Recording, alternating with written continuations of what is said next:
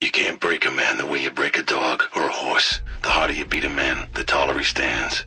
To break a man's will, to break his spirit, you have to break his mind. Men have this idea that we can fight with dignity, that there's a proper way to kill someone. It's absurd. It's anesthetic. We needed to endure the bloody horror of murder. You must destroy that idea. Show him what a messy, terrible thing it is to kill a man, and then show him that you relish in it. Shoot the wound, then execute the wounded. Burn them. Take them in close combat. Destroy the preconceptions of what a man is, and you become their personal monster. When they fear you, you become stronger. You become better.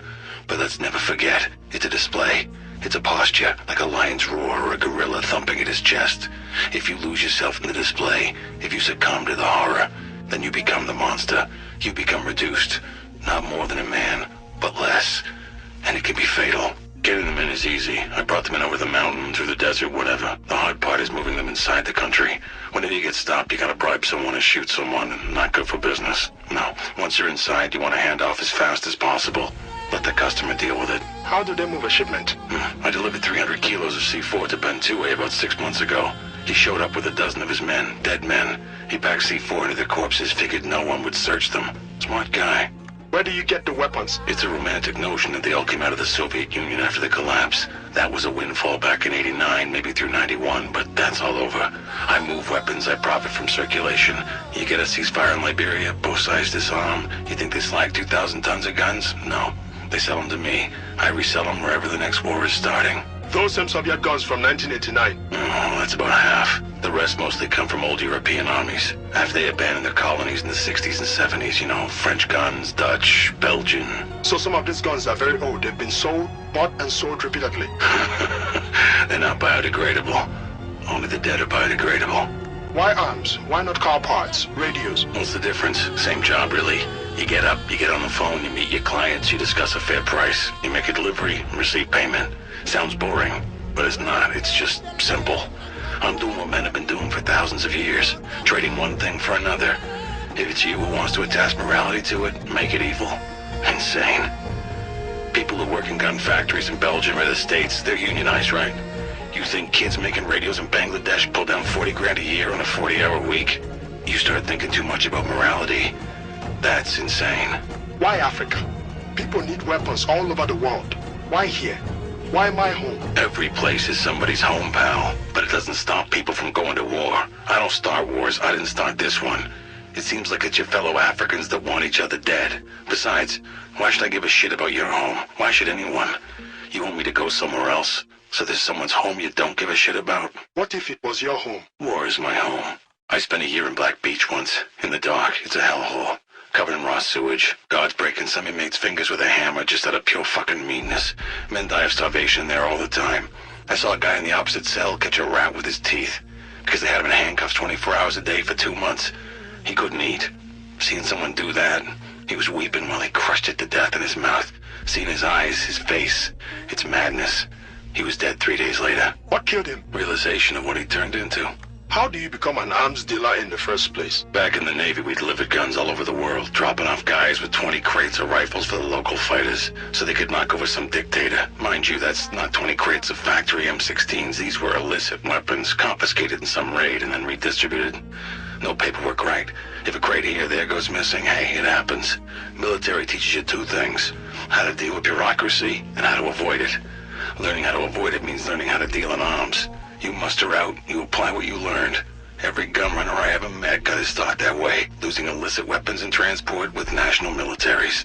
Do you ever choose sides in a conflict? I did it once. It was a bad idea. Cut my profits in half, almost got me killed. Never again. You sell to both sides. You can up level the field, stabilize the market, draw out the conflict and make more money. A big sale to one side doesn't generate repeat business. Both the APR and the UFLL are using my weapons. Now they're in detente. Both sides are stockpiling. Less violence, more spending. It's perfect. But it's anarchy. Thousands are dead. Hundreds of thousands are displaced. If I pick sides, few will be displaced, but more will be dead. And I would probably be one of them. Have you ever refused to sell weapons to anybody? I'm a humanist. I don't judge. Maybe you would. I couldn't sell arms. Bullshit, Ruben. You have all the skills to be an arms dealer. Better one than me, even. You're smart, you're creative, you're a salesman. You sold me on doing these dumb interviews. Man, The rest is just paperwork. I mean, I'll be unable, psychologically, to sell arms. I'm talking facts and you're talking theory. You're not a good person, Ruben. You've just been lucky enough. You've never had to be otherwise. When it comes down to it, what a man can do is what a man will do. But believe what you want. Saw this kid in the side of the road yesterday. Couldn't have been 18, 17. Had a shotgun across his lap and a dead ABR half in the ditch next to him. Couple of close-range blasts with that 12-gauge tore up big chunks of hamburger on his torso. Kid was lifting up the guy's leg, taking his boots. Kid just looked tired. Just beaten down, ragged, tired, old. Kid that age shouldn't look like that. I'll tell you what's sick. People in the UK, in the US, fucking Canada, Sweden, they pay their taxes and some remote piloted drone fires a missile into a public market to hit some warlord. Yeah, so maybe war doesn't happen for another 6 months and the price of the gluten-free sorghum bread stays low. It's not sick to harm people. It's sick to bump off their crooks and dictators in protection of our interests and then call it international justice. These people don't have remote piloted drones guarding their interests 10,000 miles away. They don't have a war machine paid for with taxes. Where I am, they usually don't even have a fucking government. The drone is the oppressor. The gluten-free sorghum bread is the oppressor. The AK-47 is the great equalizer. I empower these people. What do you think you're going to achieve with this interview? You think somebody in the Pentagon's gonna read it and come after me? Shit, no. I'm a necessary evil. They want me here. They're glad I'm here. Because if I wasn't, they might have to come try to stem the tide.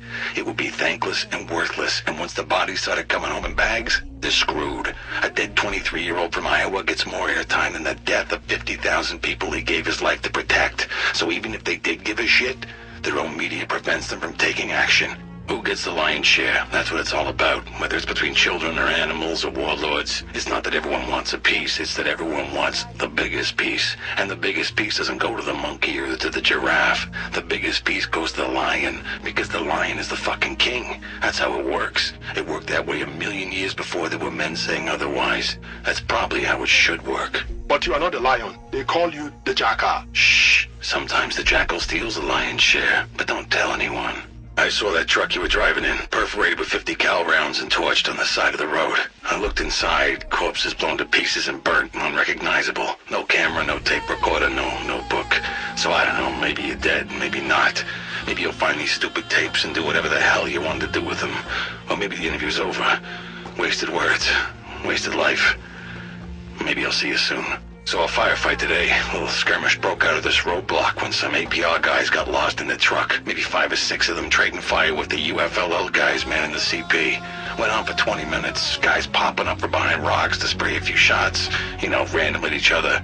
All of them almost too afraid to die. When it was over, the 2 UFLL guys who were unhurt ended up running off into the jungle, terrified. I went down and had a look around. The guy had been shot through the stomach. Bloody mess. He saw me and whimpered at me to finish him off. Funny how guys get shot because they're too afraid to die, and they're lying there dying, and they're too afraid to live. Idiots. You see these APR kids, or UFLL kids, or whoever's listening to these damn broadcasts on the radio. Bantue, Tambosa, I can't even remember who, because what's the difference? Glassy-eyed little shit shouting out in support of whatever propaganda, lies, bullshit's being spouted at them. It's absurd. These guys are already dead. They're blowing each other away for someone else. Tambosa, Bantue, UFLL, APR. There's no popular resistance, no liberty or labor. There's no ideology at all.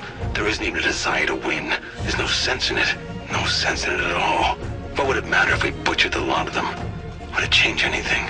If you have to kill someone, if you have to, is it somehow better to do it clean with a bullet through the head? Is it somehow worse to chop him up with an axe? And what if you have to kill 10 or 100 or 1,000? What if in doing it you save 1,000 or you spare 10? What if you save yourself? What is the measure of a man or of his murder? By what insane calculus can we answer questions like these? Should we even try?